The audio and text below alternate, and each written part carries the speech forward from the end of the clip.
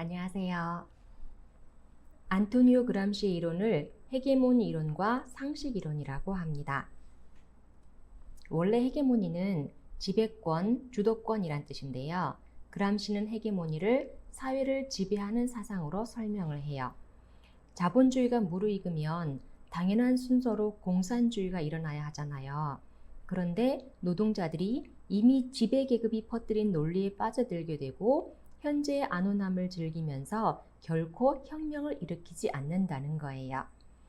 자본주의 국가를 유지하는 수단은 문화적 헤게모니인데 지배계급이 권력을 유지하기 위해 문화를 통해 이념을 통제한다는 거죠. 그래서 누가 모든 것에 헤게모니를 가지느냐가 대단히 중요한 것이고 사상과 이념을 장악해야 한다는 것입니다. 그렇게 교육, 언론, 종교 등을 통해 사회를 지배하는 이데올로기는 시대의 상식이 되며 이들 그룹의 이익은 국가 이익으로 포장이 돼요. 그래서 상식을 깨뜨려야 하죠. 이것을 상식 이론이라고 합니다. 그람시의 주장을 볼까요? 상식은 가장 은밀하고 강력한 지배 이념이다. 상식은 이데올로기에 의한 역사의 산물이다. 상식에 저항하고 기존 상식을 붕괴시켜라. 문화를 통해 상식을 지배하라. 비상식이 상식이 되게 하라. 비상식이 상식이 되어가는 대표적인 예가 동성애라고 볼 수 있어요. 동성애는 잘못된 성행위라는 것이 우리의 상식이었잖아요. 그런데 이것이 평등이나 인권이란 말로 포장되면서 교육과 매스컴을 통해 문화 속에 스며들었어요. 지금 젊은 층의 상당수가 동성애를 지지하고 있거나 동참하고 있는데요.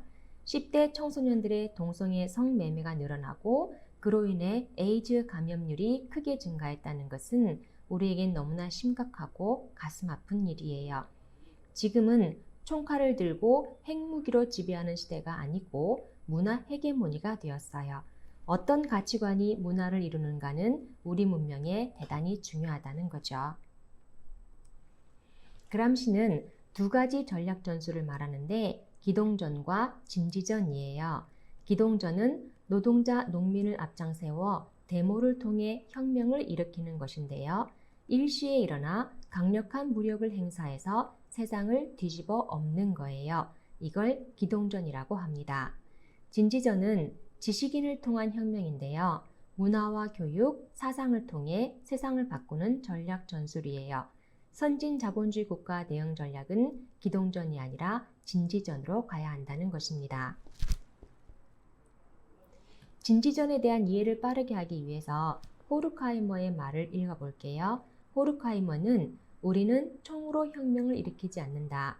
차츰차츰 한 해, 두 해, 세대에서 세대를 거쳐 점진적으로 교육기관, 공공조직에 침투해 그들을 마르크스주의자로 만들어 보편적인 평등주의로 나아가게 만들 것이다 라고 말했어요.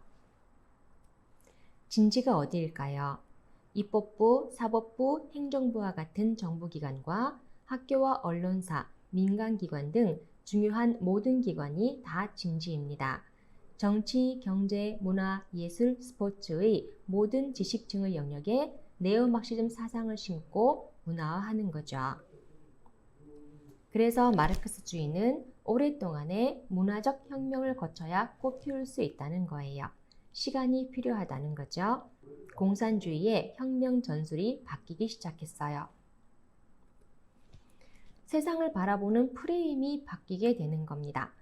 1세대 마르크스주의는 칼 막스를 중심으로 세상을 바라보던 관점이었는데요. 부르주아와 프롤레타리아, 자본가와 노동자 계급으로 프레임을 짜요. 진영 논리를 그렇게 짜는 거죠. 노동혁명이 세상을 변화시킨다고 보았어요. 안토니오 그람시 이후로 2세대 마르크스주의는 하나님을 중심한 신본주의 사상과 인간을 중심한 인본주의 사상으로 세상을 나누어요. 서구 유럽은 기독교 국가잖아요. 그러니까 사상전에서는 유실론이 지배자 계급이고 무실론이 피지배자 계급인 거죠. 이렇게 신본주의 세계관과 인본주의 세계관으로 양분되기 시작합니다.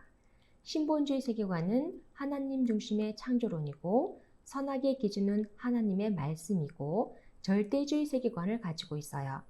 인본주의 세계관은 사람 중심의 진화론이고 선악의 기준이 인간의 상식이고 상대주의 세계관이죠. 인본주의 세계관은 선악의 기준을 인간의 상식과 도덕과 윤리를 기준으로 하기 때문에 무엇이 옳은지 무엇이 그른지 판단이 모호할 때가 많아요. 우리는 인본주의 세계관에 많이 물들어 있는데요. 학교 교육과 매스컴 등 문화가 그렇게 유도되고 있습니다. 신에게 의지하는 것이 나약함이라 보고 인간이 주체가 되는 세상이 근사하게 들리는 것은 우리가 알게 모르게 인본주의에 노출되어 있기 때문이죠. 이를 받아들이지 않으면 세련되지 못한 시대에 뒤떨어진 사람이 되는 거예요. 이런 사상적 흐름을 통해 포스트 모더니즘이 등장합니다. 포스트 모더니즘은 1960년대에 등장한 좌파적 철학사조예요. 요즘 코로나 사태가 심각한데 그래서 탈코로나 또는 포스트 코로나라는 말을 종종 들어보셨을 거예요. 포스트 모더니즘은 탈모더니즘을 말합니다. 형식과 틀을 타파하고 탈중심, 탈권위, 탈전통을 추구하죠. 중심을 옮기자는 건데요. 하나님 중심에서 인간 중심으로 권위는 배격하고 전통은 타파합니다. 포스트 모더니즘의 시대 정신은 기존에 내려왔던 모든 틀을 해체시키자는 거예요. 절대주의를 배격하고 상대주의, 다원주의를 지향하면서 가족 해체, 교회 해체 등 모든 것을 해체하고 시대 정신에 맞게 재구성한다는 사상이에요. 저는 이 강의를 준비하기 위해서 공산주의 사상을 보다 더 깊이 공부하면서 반성을 많이 했어요. 우리가 중심을 바로 세우고 권위를 올바르게 사용하고 젊은이들의 어려움을 살펴가면서 전통을 이어가는 것이 얼마나 중요한가 싶어요. 이 사람은 자크 데리다로 해체주의자예요. 살아있다는 것은 움직인다는 것이고 움직인다는 것은 틀을 깬다는 것이고 틀을 깬다는 것은 창조의 시작이다. 일체의 권위에 맞서라. 전통과 권위와 중심을 해체하라. 이렇게 사상은 세상의 변혁을 주도해 가고 있습니다. 세상에는 변해야 할 것도 있지만 변하지 말아야 할 것도 있죠. 변하지 말아야 할 절대 가치가 있는데요. 그런데 이 절대 가치를 다 무시해버리고 다 해체시켜버리고 새 틀을 만들어야 한다고 주장하고 있는 것입니다. 이제 공산주의는 사상전이에요. 1세대는 노동혁명이었고 2세대는 사상혁명 그리고 3세대는 성혁명으로 이어지는데 이에 대해 다음 시간에 계속 이어가겠습니다. 감사합니다.